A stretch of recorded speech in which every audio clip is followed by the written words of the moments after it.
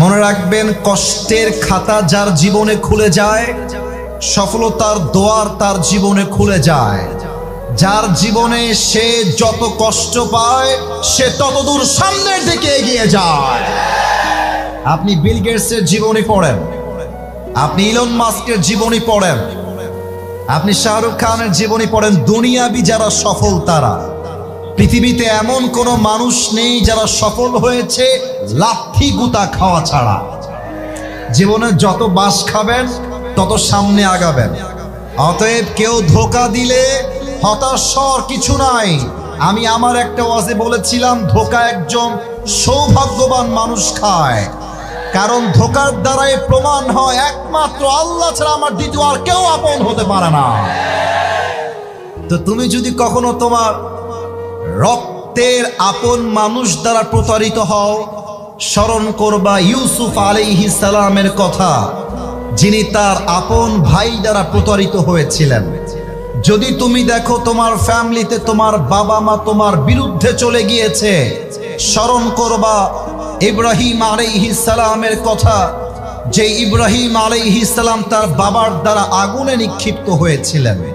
তুমি যদি তোমার জীবনে প্রচন্ড বিপদে পড়ে যাও, চতুর্পাশে বিপদ আর বিপদ, দেওয়ালে পিঠ থেকে গিয়েছে, যাওয়ার কোনো জায়গা নাই, তুমি স্মরণ করবা ইউনুস আলাইহিস সালামের কথা, যাকে আল্লাহ তাআলা মাছের অন্ধকার প্রকোষ্ঠ থেকে মুক্তি দান করেছিলেন। সুবহানাল্লাহ পড়বেন না? যশোরের শাসার ভাইরা, যদি আপনারা দেখেন ফ্যামিলির সবাই আপনাকে মিথ্যা অপবাদ দিচ্ছে, এলাকার মানুষ মিথ্যা অপবাদ দিচ্ছে, আপনার সবচেয়ে কাছের মানুষ আপনাকে মিথ্যা অপবাদ দিচ্ছে, মন ভাঙা যাবে না, হতাশ হওয়া যাবে না। স্মরণ করবেন আম্মা জান আয়েশা রাদিয়াল্লাহু তাআলা আনহার কথা। এরকম চরিত্রবান একজন নারীকে জেনার অপবাদ দেওয়া হয়েছে, তিনি আল্লাহর উপরে ভরসা হারান নাই, আল্লাহ তার সম্মানকে আকাশচুম্বী করে দিয়েছে। ঠিক কিনা বলেন? আপনি যদি আপনার জীবনে প্রচন্ড অসুস্থ থাকেন, জ্বর, মাথা ব্যথা, ক্যান্সার, ব্লাড ক্যান্সার, অসুখ আর অসুখ, স্মরণ করবেন আইয়ুব আলাইহিস সালামের কথা, যিনি 18 বছর অসুস্থ ছিলেন, আল্লাহর কাছে অভিযোগ করেন নাই, তার ভরসার জন্য তাকে রোগ থেকে মুক্তি দিয়েছে একজন। আওয়াজ দিয়ে বলেন সবাই, তিনি কে? আপনি যদি দেখেন আপনার সবচেয়ে কাছের বন্ধু আপনাকে নিয়ে ট্রল করছে, আপনার আব্বা আম্মা আপনাকে হাসির পাত্র বানাচ্ছে, আপনার বউ আপনাকে দেখে মজা নিচ্ছে, মনে করবেন আমাদের প্রিয় নবী মুহাম্মদুর রাসূলুল্লাহ সাল্লাল্লাহু আলাইহি ওয়াসাল্লামের কথা, যিনি তার পরিবারের আপন মানুষ দ্বারা ট্রলের শিকার হয়েছেন, বাট তিনি আশা হারান নাই, সেই নবী পুরো বিশ্বকে জয় করে দেখিয়ে দিয়েছে।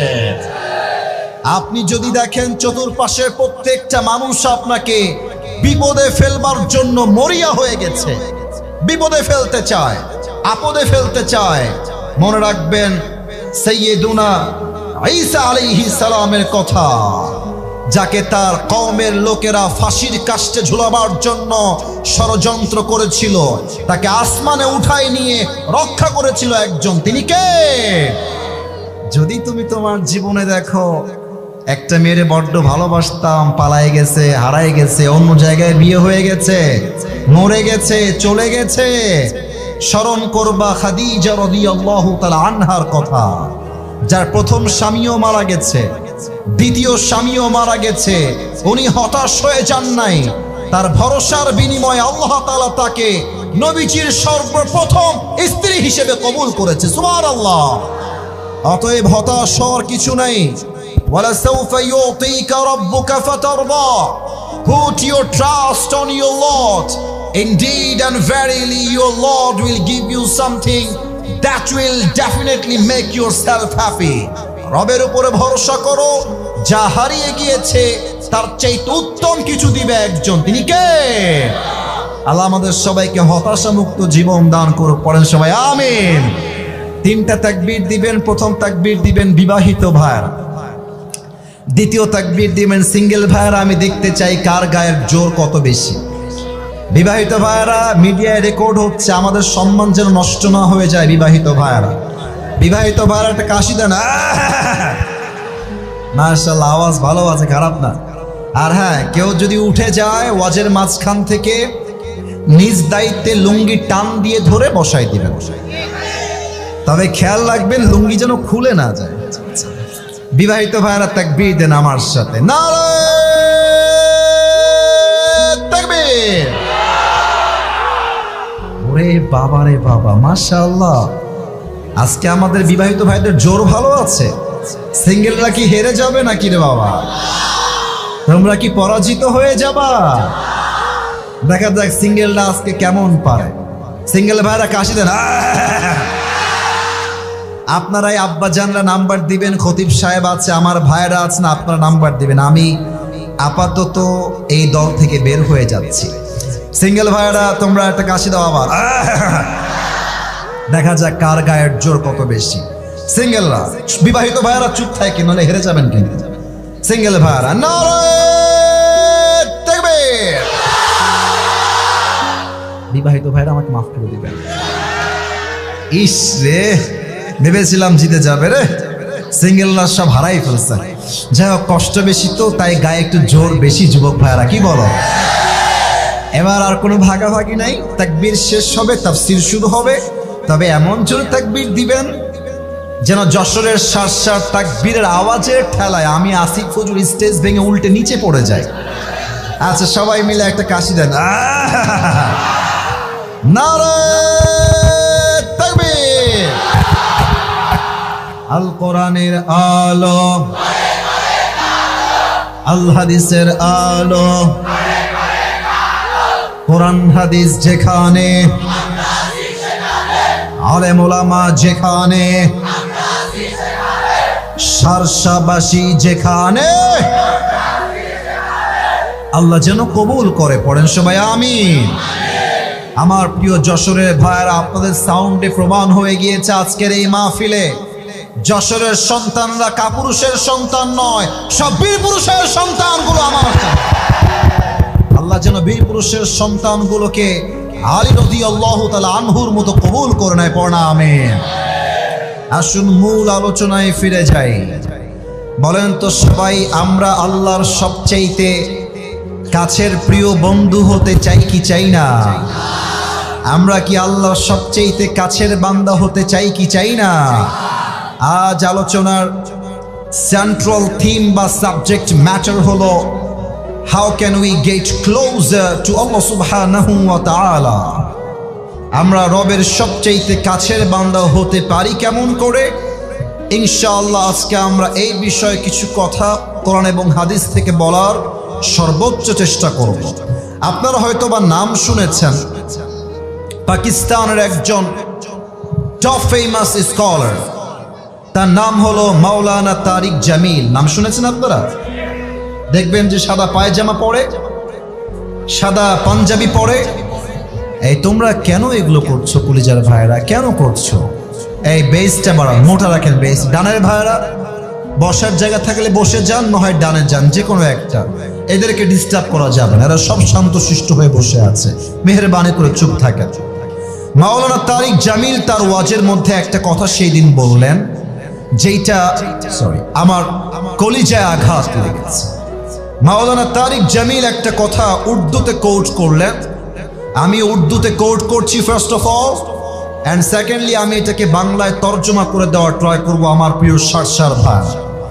মাওলানা তারিক জামিল বলেন, जिसे अल्लाह मिला और दुनिया में उसे कुछ भी ना मिला, फिर भी उसे सब कुछ मिला, और जिसे दुनिया में अल्लाह ना मिला और उसे दुनिया में सब कुछ मिल गया, फिर भी हकीकत में उसे कुछ भी ना मिला।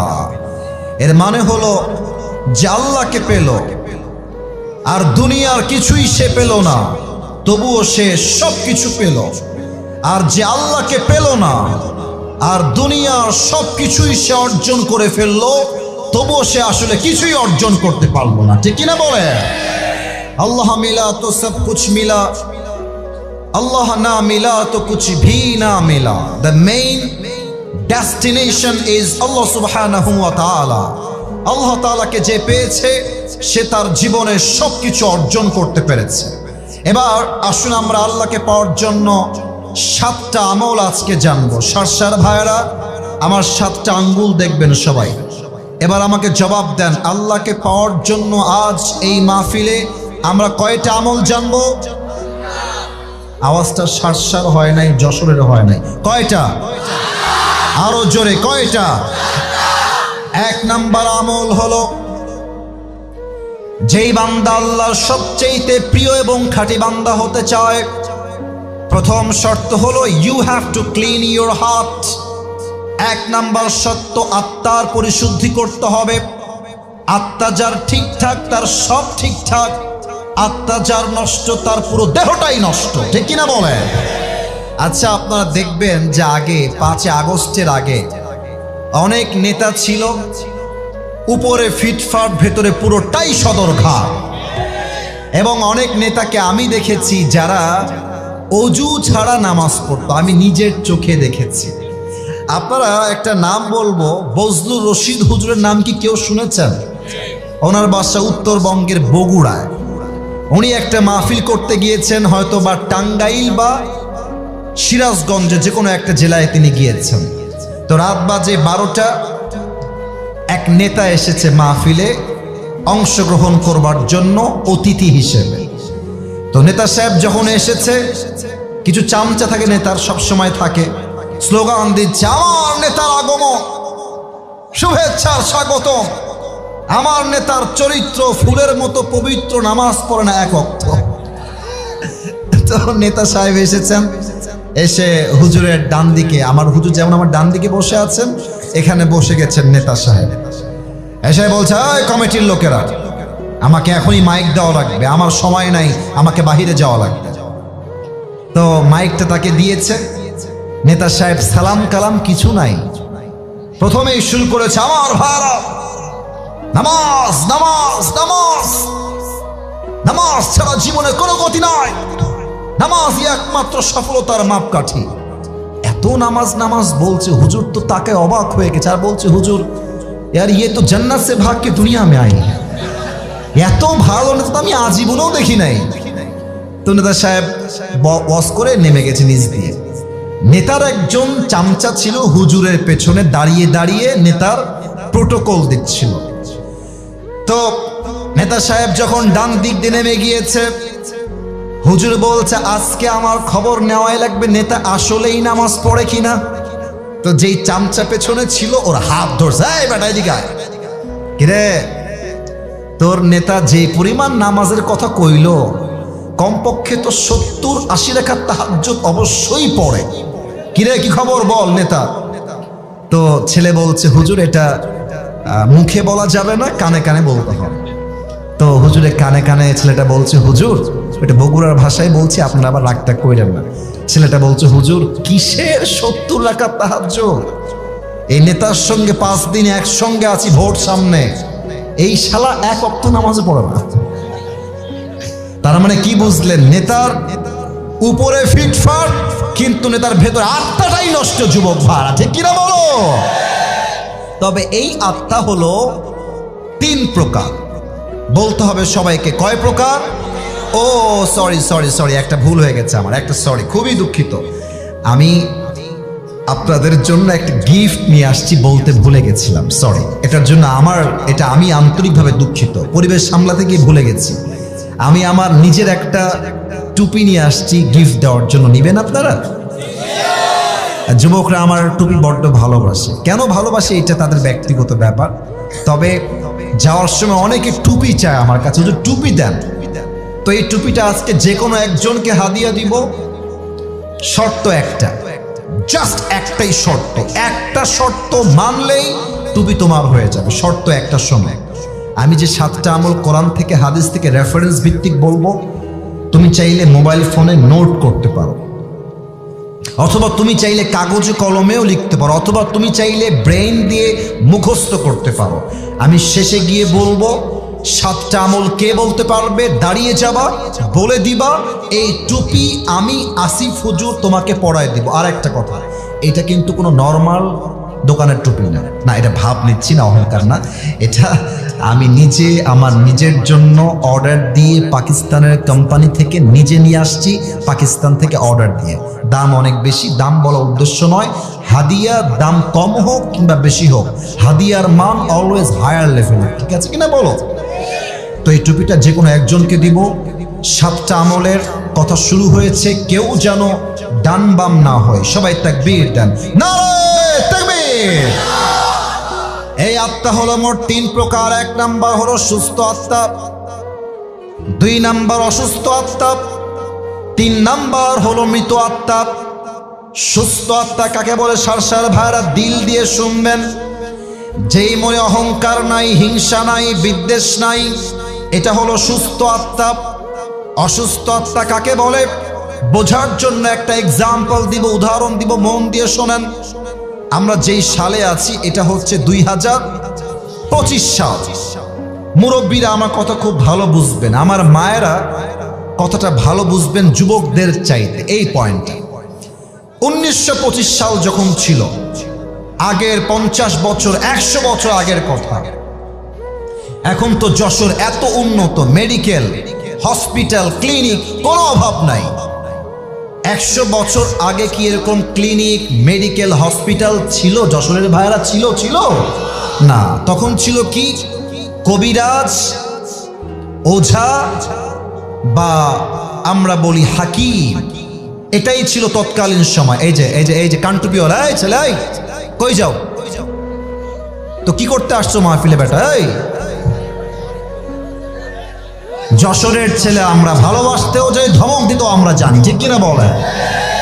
ও আমার চোখে পড়ে গেছে। খবরদার সাহস করবেন না। 12টা পর্যন্ত সময় নিয়েছি, টাইম আপ করব না। আমার রুলস দেওয়া আছে কমিটিকে, 1 ঘন্টার বেশি ওয়াজ আমি করি না। কারণ হচ্ছে ফজরের নামাজটা মিস হয়ে যায়। আমি এসেছি 10:45-এ। মেহেরবানি করে আমাকে 12টা পর্যন্ত সময় না দিয়ে একটা মুরব্বী, একটা যুবক মাঠ ছাড়তে পারবে না, ঠিক কিনা বলে? তখনকার যুগে যদি সাপে কেউ কাটা খেত, সাপের কামড়, তো সে ওঝার কাছে আসত, এসে বলতো, স্যার আমার হাতে তো সাপে কেটে দিয়েছে, চিকিৎসা দরকার আমার। তো ওঝা কি করতেন? আমার হাতে পিরিজ দেখা যায়, কথা বলতে হবে, দেখা যায়।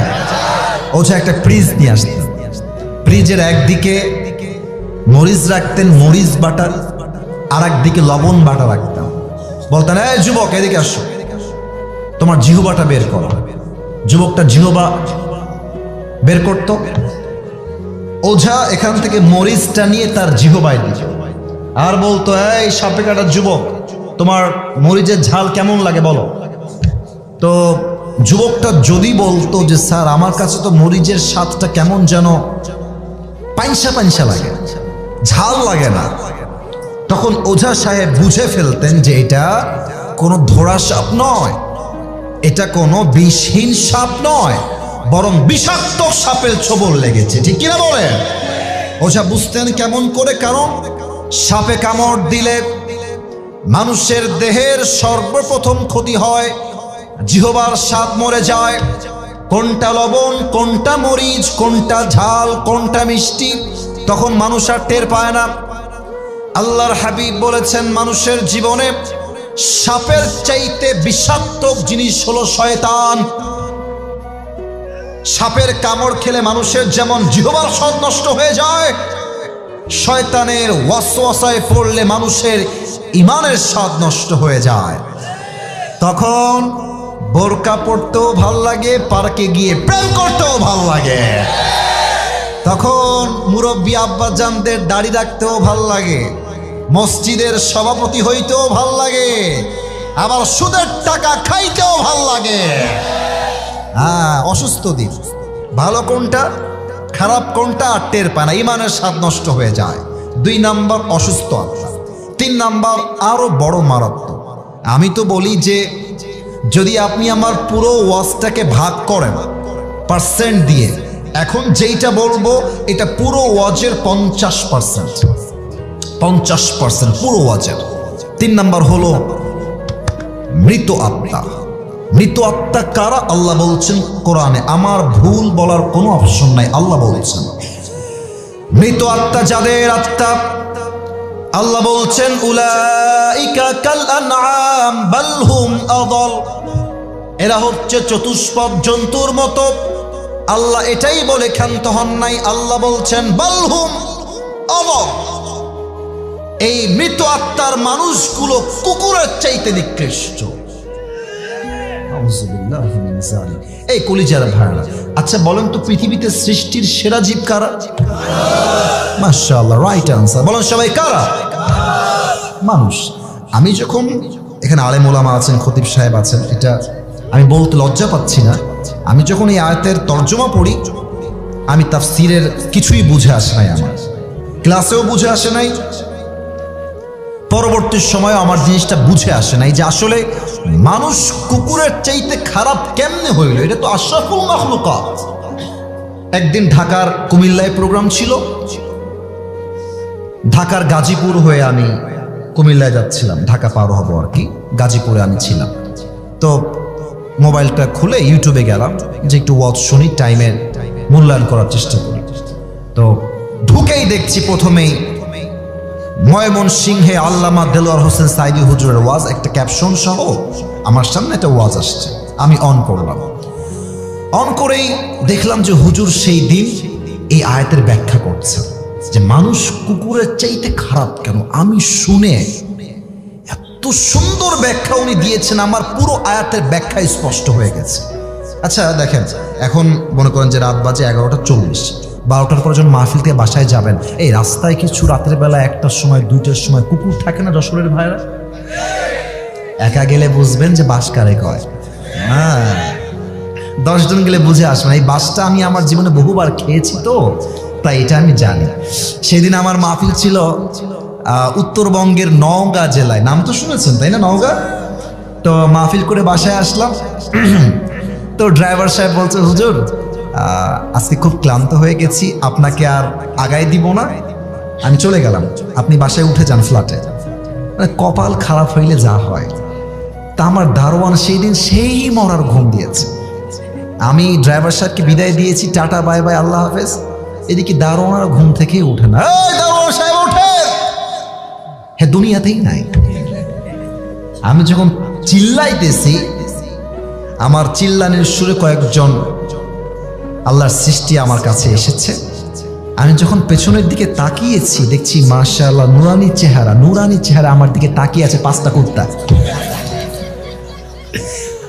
আমি কি করব, আমি তো ভয়ে থরথর করে কাঁপতেছি, এত বড় হুজুর হয়েও আমার ভয়ে একদম জীবন শেষ। আমি পড়ছি ইন্না লিল্লাহি ওয়া ইন্না ইলাইহি রাজিউন, কাজই হয় না। এমন ঘেউ ঘেউ শুরু করেছে। দারোয়ানের কপাল ভালো, আমি ডাকছি শুনতে পাই না, কুকুর ডাকছে, তার ঘুম ভেঙে গেছে। পরে এসে সে গেটটা খুলে দিয়েছে। তো দেখেন, এখানেই আমি আপনাকে তাফসীরটা বোঝাবো, এই জন্য হাসাহাসি একটু মজা করলাম। মনে করেন যে আমি আসিফ হুজুরের একটা কুকুর আছে, কুকুরের নামটা একটা নাম দেই, টমি। হ্যাঁ মাশাআল্লাহ, টমি। তো দেখেন, এই যে আমার ডান হাত দেখেন, সারসার ভাড়া 2টা লাইট এবং মাঝে একটা লাইট, মোট 3টা লাইট এইখানে আছে, দেখা যায় 3টা লাইট আছে। আচ্ছা এবার একটু এক্সাম্পল বুঝবেন। ওই সামিয়ানার বাহিরে, পর্দার বাহিরে পুরোটাই অন্ধকার, কিছু দেখা যায় না। তো রাত বাজে 1টা, মাহফিল শেষ করে আমি বাসায় আসছি, কুকুর হচ্ছে আমার বাসার পাহারাদার, একদম লাইটের নিচে সে দাঁড়িয়ে আছে, আর দেখছে অন্ধকার থেকে someone is coming from outside, বাহির থেকে ও যেন আসছে। কুকুর বোঝে না যে মালিক আসতেছে, তো কুকুর বুঝে গেছে মনে হয় চোর আসছে, ঘেউ ঘেউ ঘেউ ঘেউ ঘেউ শুরু করে দিয়েছে। তো দেখেন, আমি আস্তে আস্তে হাঁটতে হাঁটতে হাঁটতে লাইটের নিচে আসলাম, and now my face is clear। এখন আমাকে দেখা যায় যে এটা আসিফ হুজুর।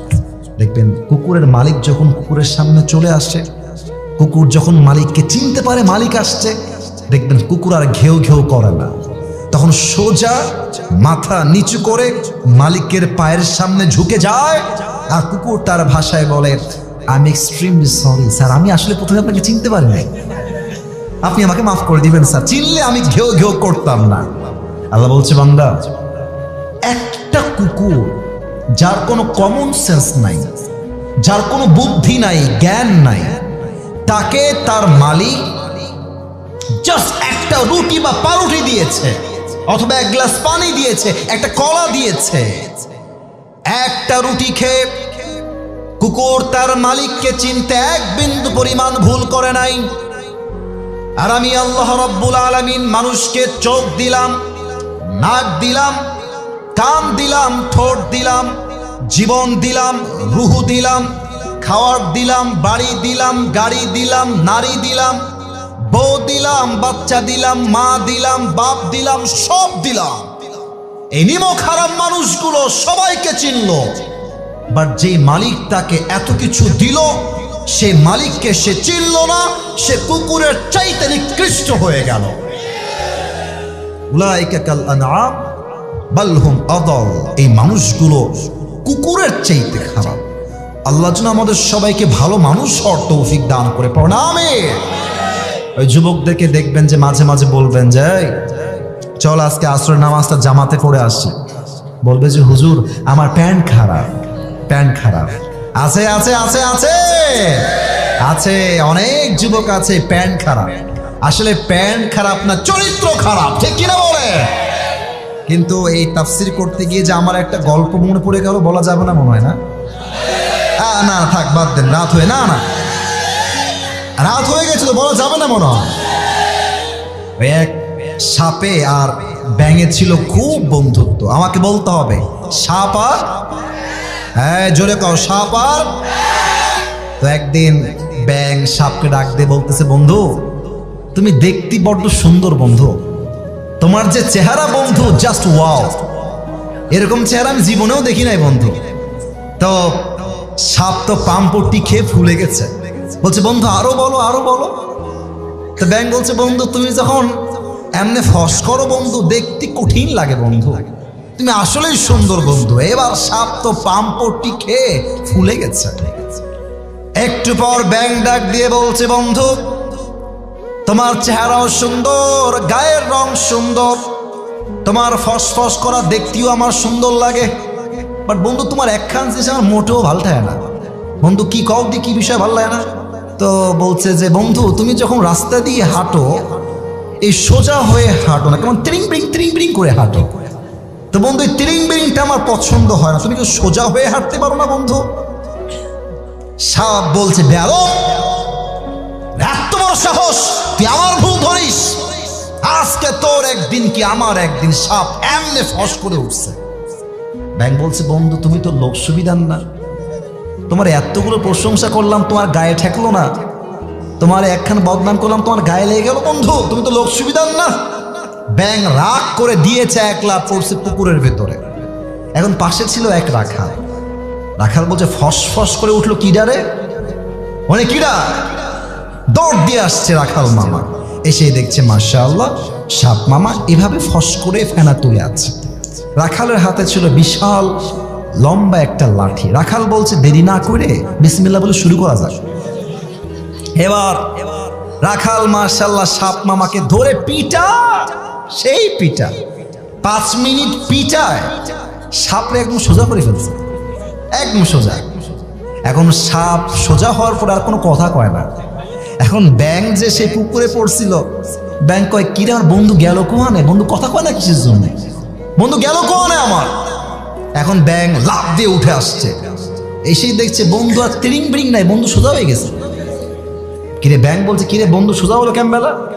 দৌড় দিয়ে আসছে ব্যাঙ সাপের কাছে, এসে দেখছে বন্ধু আর জিন্দা নাই, বন্ধু সাপের ফেনা মেনা বিষ বের হয়ে বন্ধু দুনিয়ার থেকে বিদায় নিয়ে পটল তুলেছে। এবার ব্যাঙ বলছে বন্ধু আপনি সেই সোজা হইলেন, তবে ফেনা থাকতে আরো সোজা হইতে পারলেন না, ফেনা বের হয়ে সোজা হইলেন, ঠিক কিনা বলে? তো যুবক তুমি একদিন নামাজি হবা, একদিন তুমি হারাম থেকে বের হয়ে আসবা, তবে ওই যে যৌবনের বিষ বড় মারাত্মক বিষ, এই বিষ হাজার হাজার যুবককে ফজরের নামাজটা জামাতের সঙ্গে পড়তে দেয় না, ঠিক কিনা বলে? তাহলে 1 নাম্বার আপনার আত্মা পরিশুদ্ধি করবেন 1 সপ্তাহের জন্য, আওয়াজ দিয়ে বলেন সবাই তিনি কে? 2 নাম্বার আমল হলো যেই বান্দা আল্লাহর কাছের বান্দা হতে চায়, কুল ইন কুনতুম তুহিব্বুনাল্লাহ ফাত্তাবিউনি ইউহিব্বুকুমুল্লাহ, আল্লাহ তাআলা বলছেন, নবী আপনি বলে দেন, তারা যদি আমি আল্লাহর ভালোবাসা চায়, তারা যদি আমি আল্লাহর কাছের বান্দা হতে চায়, তারা যেন আপনাকে ভালোবাসে। যে আপনাকে ভালোবাসবে তাকে আমি আল্লাহ নিজেই ভালোবাসবো। সুবহানাল্লাহ। এবার একটা রিভিউ চাই সবার থেকে। এই যুবক ভাইরা, মুরব্বীরা, মায়েরা, বোনেরা, দরকার নেই, আপনারা বললেই হবে। এই যে আমার মুখে একটা মাইকটা একটু হটাই, এইটার নাম কি? ডানে আওয়াজ আছে, এটার নাম কি? আচ্ছা, আপনারা যতটুকু আমাকে দেখা যায়, যতটুকু দেখা যায়, আমাকে বলেন তো, এই দাড়িটা নবীর সুন্নাহের ভালোবাসা আমি আসিফ হুজুর রেখেছি, সত্য কথা ওয়াল্লাহি আল্লাহকে সাক্ষী রেখে বললাম, আমাকে দাড়ি রেখে কোনোভাবে আনস্মার্ট লাগতেছে না? এটা তো আস্তে হয়ে গেল, আনস্মার্ট লাগতেছে। যুবকরা একমত হবে আমার সাথে। কিছু মেয়ে দেখবা এই দাড়ি দেখলে কেমন যেন চুলকানি শুরু হয়ে যায়, দাড়ি এরা পছন্দ করতে চায় না। বলবে দাড়ি রেখে যখন বিয়ে করতে যাবা, মেয়ে দেখতে যাবা, দেখবা মেয়েটা বলবে, আচ্ছা দাড়িটা কি কাটলে হয় না? আপনাকে দেখতে কেমন যেন মুরব্বি চাচা চাচা লাগছে, একটু কাটলে ভালো হতো। তুমি কি বলবা? আজকের ওয়াজ শিখে নাও।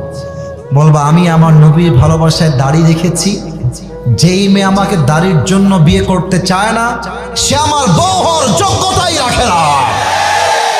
এবার বলেন তো, আমার নবীর মুখে লম্বা লম্বা চাপ দাড়ি ছিল কি ছিল না? আমার নবীর মতো সুন্দর এই তল্লাটে দ্বিতীয় আর কেউ কি হতে পারে?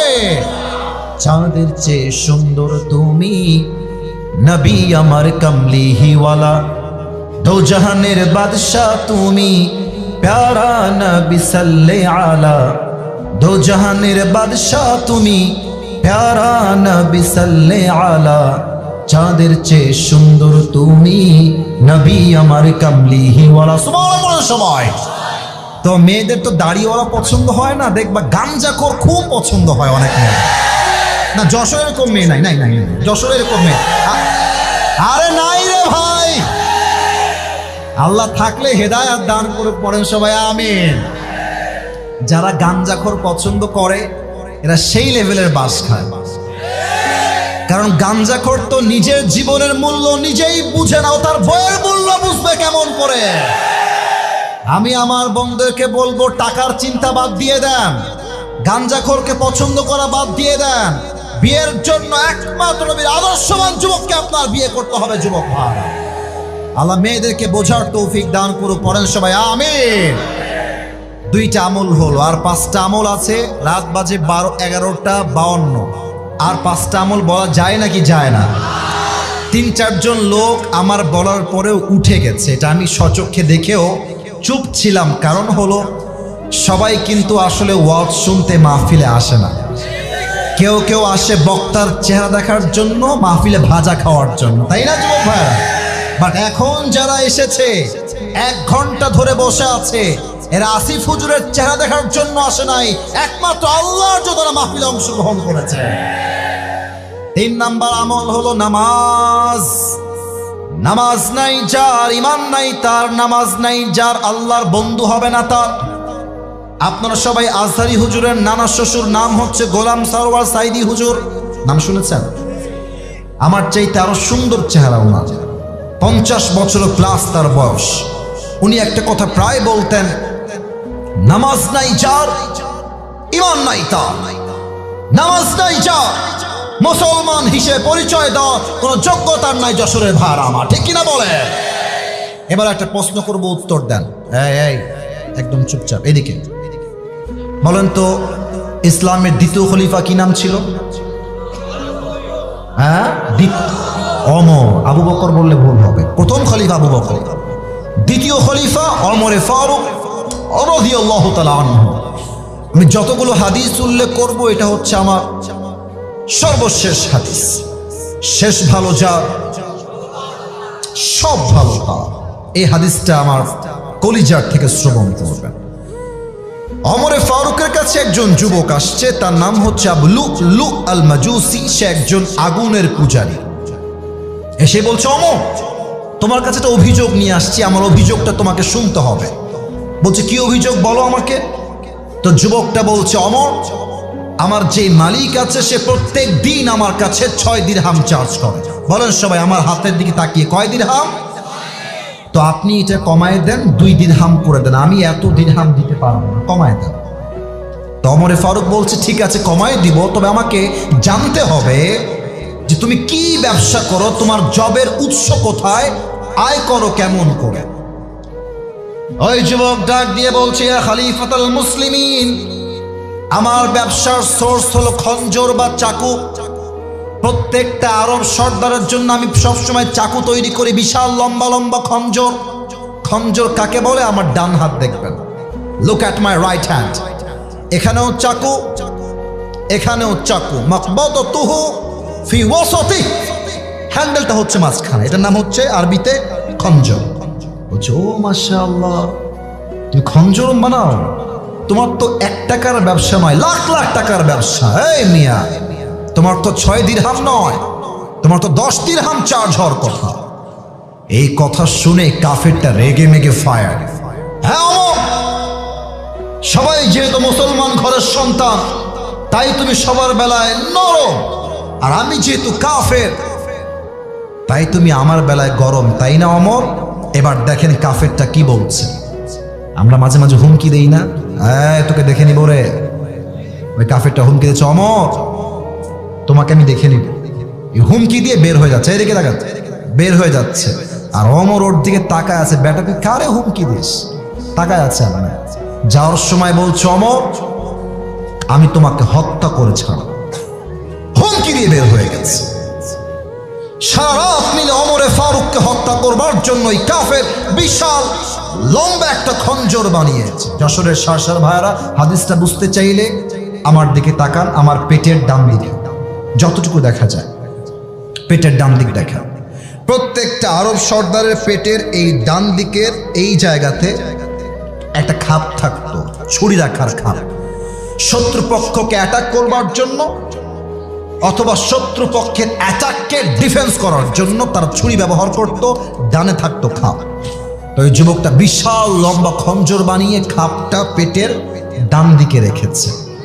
এখন প্ল্যান করছে, আমি যদি এভাবেই হত্যা করতে যাই আমি হত্যা করতে পারবো না। প্ল্যান করছে কেমনে মারা যায়। এবার দেখেন তো আমার দিকে, এইটা আমার গায়ে কি, এই যে বুঝেও কথা কস্তাম না কিসের জন্য ভাই, কন এটা কি? চাদর। দেখেন আমি হাদিসটাকে অভিনয় করে বোঝাচ্ছি। ওই কাফেরটা পেটের ডান দিকে ছুরি রেখেছে, একটা চাদর নিয়ে আসছে বিশাল লম্বা। চাদরটাকে এমনে ঝুলিয়েছে, মেয়েদের নিকাবের মতো। ঝুলানোর পরে এই ডানের যে অংশ চাদরের, এই যে ডান দিক দেখা, এইটাকে সোজা মেয়েদের নিকাবের মতো পুরো মুখ ঢেকে ফেলেছে। কেউ তার চেহারা দেখতে পাচ্ছে না, জাস্ট চোখ দেখা যায়। ফজরের আজান যখন হয়ে গেল, অন্ধকার রাত, ওই কাফের একজন মুনাফিকের ছদ্মবেশে ওমরে ফারুকের পেছনে মুসল্লি হয়ে নামাজ পড়তে আসছে। ওমরে ফারুক যখন মসজিদে প্রবেশ করলেন, ডাক দিয়ে বলছেন, ও সাহাবা একরাম শোনো শোনো, সফু সুফুফাকুম, কাতার সোজা করো, কাঁধে কাঁধ মিলিয়ে দাঁড়াও, আল্লাহু আকবার। ওমরে ফারুক নামাজ শুরু করলেন, সানা পড়লেন, সূরা ফাতিহা পড়লেন, এরপরে তিনি কিরাত মিলালেন। এবার তিনি আল্লাহু আকবার রুকুতে গিয়েছেন। যখন তিনি রুকুতে গিয়েছেন, পেছন থেকে ওই কাফের চাদরটাকে এমনে ধরে উড়াই দিয়েছে, আর ওমরের সামনে চলে আসছে, আর পেট থেকে লম্বা ছুরিটা বের করে এমনে তাক করে ধরে আছে। ওমরে ফারুক জাস্ট বলবে সামি আল্লাহু লিমান হামিদা, সঙ্গে সঙ্গে ওমরের পেটে সে আঘাত করবে। একদম ও পেটে দাঁড়িয়ে আছে। ওমরে ফারুক রাদিয়াল্লাহু তাআলা আনহু পড়ছেন সুবহান রাব্বিয়াল আযীম, সুবহান রাব্বিয়াল আযীম। তাসবিহ পাঠ যখন শেষ হয়ে গেল, ওমরে ফারুক রাদিয়াল্লাহু তাআলা আনহু পড়লেন সামি আল্লাহু লিমান হামিদা। জাস্ট উঠেছেন, ওই কাফেরটা খঞ্জর দিয়ে ওমরে ফারুকের পেটের এখান থেকে শুরু করে এই পর্যন্ত একটা কোপ দিয়েছে, এখান থেকে নিয়ে আবার একটা দিয়েছে, এখান থেকে ধরে আবার একটা পোস্ট দিয়েছে। তিনটা চাকুর আঘাতে হাদিসে আসছে ওমরে ফারুকের পেটটা কেটে নাড়ি ভুড়ি সবগুলো বাহিরে বের হয়ে গেছে। আর ওমরে ফারুক নামাজের মাঝে চিৎকার দিয়ে বলছেন, কতালানি আল কালব, কতালানি আল কালব, আমাকে একটা কুকুর হত্যা করেছে, কে কোথায় আছে, বাঁচাও আমাকে। অজ্ঞান হয়ে পড়ে গিয়েছে। আর ওই কাফেরটা ওমরকে হত্যা করে পেছন দিক দিয়ে পালায় যাচ্ছে, পেছন দিক থেকে কাতার দিয়ে। 7 জন সাহাবী মিলে তাকে ধরতে গেছে, ধর, ওখানে পালিয়ে না যায়। যখন ধরতে গেছে, কেমনে বলবো হাদিসটা আপনাকে, ওই কাফের তার খঞ্জরটা এমনে ধরে যাকে সামনে পেয়েছে, কারো নাকের উপরে, কারো গলার উপরে, কারো বুকের উপরে, কারো পেটের উপরে এমনে এমনে ছুরি চালাইছে, যাকে যেমনে পাইছে অমনি আঘাত দিয়েছে। 7 জন সাহাবী ছুরির আঘাত খেয়ে নামাজরত অবস্থায় শহীদ হয়ে গিয়েছে। আর ওমরে ফারুক অজ্ঞান হয়ে পড়ে আছে। কোনো মতে ওনাকে নিয়ে ডান দিকে নিয়ে গেছে। নামাজ যখন শেষ হয়ে গেছে, সব সাহাবীরা দৌড় দিয়ে আসছে, ডাক্তারগুলো দৌড় দিয়ে আসছে, ওমরকে বাঁচাও। লম্বা ঘটনা শর্টকাটে বলছি। 2 জন ডাক্তার এসে ওমরে ফারুক রাদিয়াল্লাহু তাআলা আনহুর পেছন থেকে পিঠটা ধরে এমনে উঠিয়েছেন, হালকা করে উঠিয়েছেন। এবার ওমরে ফারুক রাদিয়াল্লাহু তাআলা আনহুর 2টা ঠোঁট, একটা নিচের দিকে দিয়েছেন আর একটা উপরের দিকে দিয়ে ঠোঁটটা হালকা করে ফাঁকা করেছেন মুখে পানি দেওয়ার জন্য। এবার একটা পানির পেয়ালা নিয়ে এসে ওমরে ফারুক রাদিয়াল্লাহু তাআলা আনহুর মুখের ভিতরে পানি দিয়েছে। আমি কেমনে বলবো যশোরের ভাইরা, ওমরে ফারুক রাদিয়াল্লাহু তাআলা আনহুর গলা দিয়ে পানি নেমে, বুক দিয়ে পানি নেমে, পুরো পেট কেটে পানিগুলো গল গল করে রাস্তায় বের হয়ে পড়ে গেছে। সব দুধ পানি সব বের হয়ে যায়। সাহাবা একরাম বুঝে গেছে ওমরে ফারুক হয়তো বা আর কখনো বেঁচে ফিরবেন না, এই তো তিনার হায়াত শেষ। একজন সাহাবী দূর থেকে দেখছেন যে ওমরে ফারুক তার চোখটা জাস্ট, আমার চোখ দেখলে আপনাকে আমি বুঝাইতে সক্ষম হব, আমি চশমা খুলেছি, চোখটা দেখেন, জাস্ট চোখটা, আচ্ছা আচ্ছা থাক, চিল্লাবেন না, একদম ছোট্ট করে খুলেছে। আর এক সাহাবী দৌড় দিয়ে আসছে, মালিক ইয়া ওমর, হে ওমর আপনার কি হয়েছে, কি লাগবে আমাকে বলেন। ওমরে ফারুক কোনো কথাই বলছেন না, জাস্ট বলছেন কান ঠোঁট, কান ঠোঁট, কান ঠোঁট, তোমার কানটা আমার ঠোঁটের কাছে নিয়ে আসো, ফিস ফিস করে কথা বলবো। কানটা পেতে দিয়েছে, ভাবছে আমাকে হয়তো বলবে, এই সাহাবী এটা আমার শেষ কথা, আমার বউকে তোমরা দেখে রেখো, সন্তানকে দেখে রেখো, রাষ্ট্রের সব সম্পত্তি দেখে রেখো আমার মৃত্যুর পরে, এই চিন্তা করে কানটা বাড়িয়ে দিয়েছে। আর ওমরে ফারুক তার জীবনের শেষ মুহূর্তে একটা কথাই জবান দিয়ে বললেন, এই সাহাবী আসাল্লান নাস, আসাল্লান নাস, আমি ওমর যখন ছুরির আঘাত খেয়ে অজ্ঞান হয়ে গেলাম, আমাকে জাস্ট একটা খবর দাও, আমার অজ্ঞান হওয়ার পরে সাহাবা ইকরামরা ওই নামাজটা জামাতের সঙ্গে আদায় করেছে কিনা। এত আস্তে সুবহানাল্লাহ বললেন।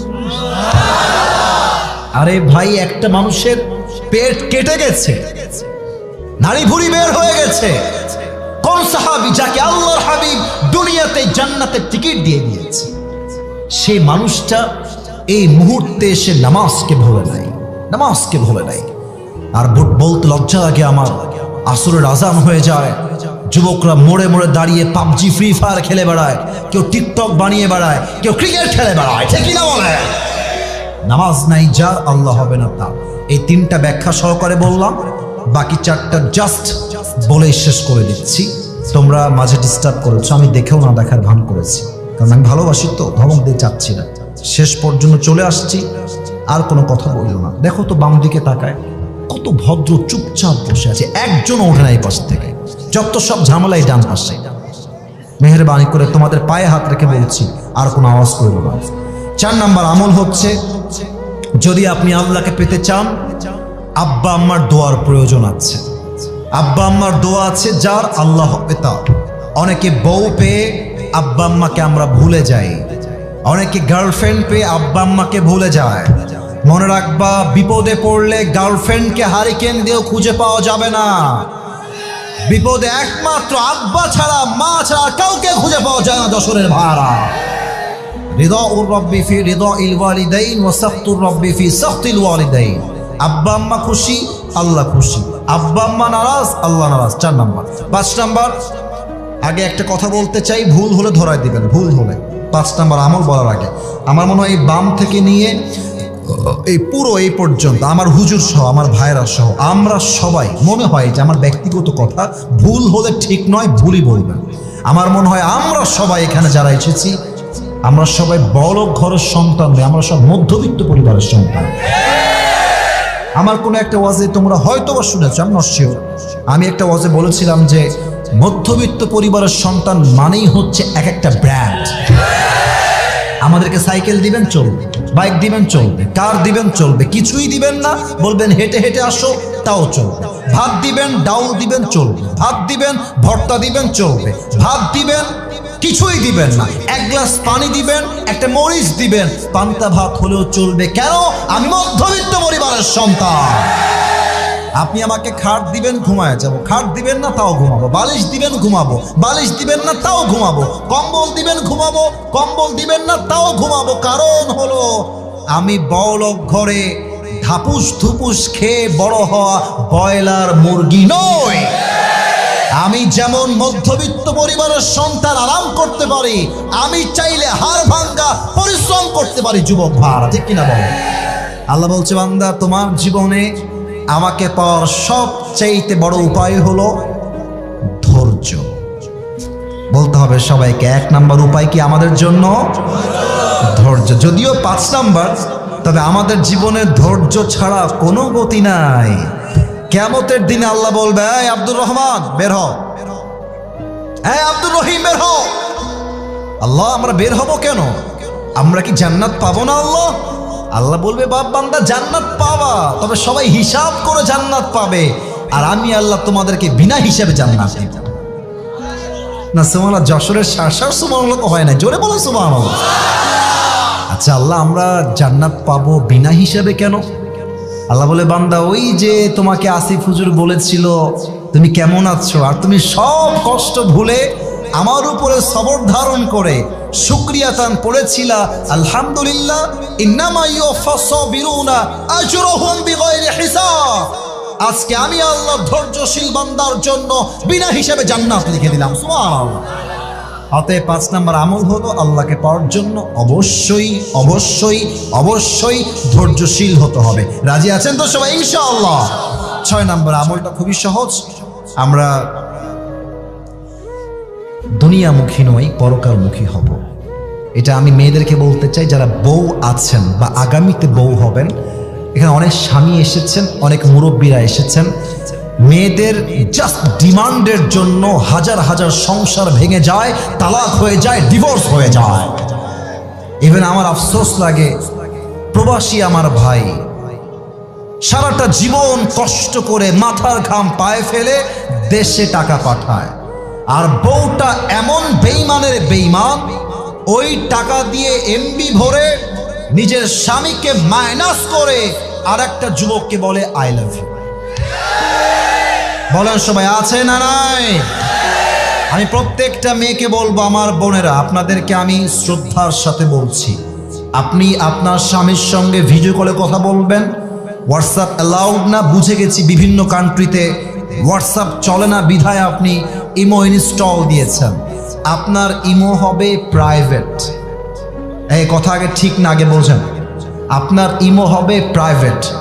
আননোন কোনো পারসন আপনাকে কল দিতে পারবে না, কোনো ইমো গ্রুপে অ্যাড দিতে পারবে না, কোনো আননোন পারসন আপনাকে চাইলে ভিডিও কলে কন্ট্যাক্ট করতে পারবে না।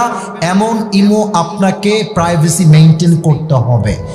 অনেক মেয়ে ইমো খোলে শুধুমাত্র স্বামীর সঙ্গেই কথা বলার জন্য, কিন্তু ইমোতে এত পরিমাণ নোংরা মহিলারা বসবাস করে, এই সমস্ত নোংরা মহিলার জন্য ভালো ফ্যামিলির মেয়েগুলো নষ্ট হয়ে যায়।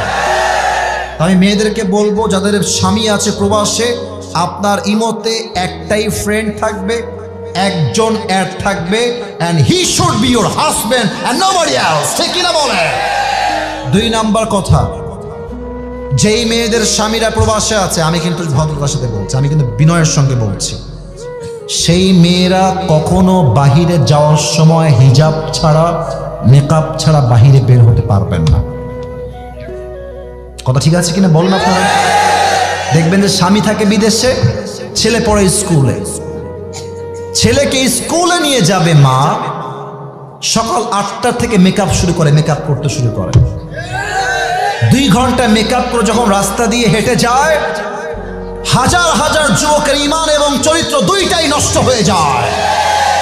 আমার প্রিয় বোন, আপনি যখন আপনার মেকআপ দিয়ে স্বামীকে বাদ দিয়ে পরপুরুষকে সুখী করেন আর খুশি করেন, মন রাখবেন এইটা স্বামীর সঙ্গে স্পষ্ট বেঈমানি আর গাদ্দারি ছাড়া কিছুই হতে পারে না। আর যারা প্রবাসে গিয়েছেন, প্রবাসে যারা আছেন স্বামীরা, আপনাদেরকে বলবো, আপনার বউ যদি বলে তুমি না আসলে আমার চরিত্র ঠিক থাকবে না, তুমি চলে আসো, আমি আপনাকে হাদিস দিয়ে বলছি, আপনি আসতে বাধ্য, আপনাকে আসতে হবে। এর কারণ কি ঠিক না? আগে বোঝেন কারণটা কি। কারণ যেই ইনকাম করতে গিয়ে আমার বউয়ের চরিত্র নষ্ট হবে, সতীত্ব নষ্ট হবে, ওই ইনকামের মাথায় আমি লাথি মারি যুবক ভাই, আছে কিনা বলো? দরকার হলে দেশে আমি ভ্যান চালায় খাবো, ঝালমুড়ি বেচে খাবো, রিক্সা চালায় খাবো, ধানের খেতে কাজ করে খাবো, তবে আমি এমন কোনো কাজ করব না যেই কাজ করলে আমার বউয়ের চরিত্র নষ্ট হয়ে যায়। ঠিক কিনা বলে? আল্লাহ প্রত্যেকটা মেয়েকে পরকাল মুখী স্ত্রী হওয়ার তৌফিক দান করুক। পড়েন সবাই আমিন। 7 নাম্বার আমলটা বলবো, সবাই 2 হাত তুলুন, সবাই 2 হাত তুলুন। সবাই আপনাদেরকে থ্যাংক ইউ সো মাচ। আপনার 12টা বেজে পার, তাও ঠেকেছেন, এটা শুকরিয়া। 2 হাত তোলেন, সবাই 2 হাত তোলেন। এবার এই ডান হাতটা বুকে রাখেন, এই যে বুকে। মাশাআল্লাহ, সবাই আপনার আনুগত্যশীল। এটা হচ্ছে 7 নম্বর আমল, প্র্যাকটিক্যালি বলবো, সবাই আমার সঙ্গে ওয়াদা করবেন আল্লাহর সাথে। 7 নম্বর আমল হচ্ছে তওবা এবং ইস্তেগফার। তওবা কেমনে করবেন আমি শিখাই দিচ্ছি। বলেন সবাই আল্লাহ। একটু জোরে আল্লাহরে ডাকেন। এই বামের ভাইরা, তোমরা আল্লাহকে ডাকো, কথা না বলে আল্লাহকে ডাকো। বলেন সবাই আল্লাহ। আমরা যশোরের সন্তান, ও আল্লাহ, তোমার শাহী দরবারে দিল থেকে তওবা করলাম। ও আল্লাহ, তুমি আমার জীবনের সব গুনাহ মাফ করে দাও। একবার সকলে জবান করে পড়েন তো আমিন। তাওবার আরেকটা অংশ বাকি আছে, বলেন সবাই আল্লাহ। সাউন্ডটা খুব সুন্দর হচ্ছে, বলেন সবাই আল্লাহ। আমি ওয়াদা দিলাম অতীতে যে গুনাহ করেছি, আগামী ভবিষ্যতে সেই গুনাহগুলো আমি কখনো করব না। বলেন সবাই ইনশাআল্লাহ। শেষ হচ্ছে ইস্তেগফার। আমি একদম সময় নিব না, 30 সেকেন্ড লাগবে, একটু শিখে নেন, যদিও সবাই জানেন বলে আমার বিশ্বাস। একদম ছোট্ট করে পড়েন সবাই আস্তাগফিরুল্লাহ।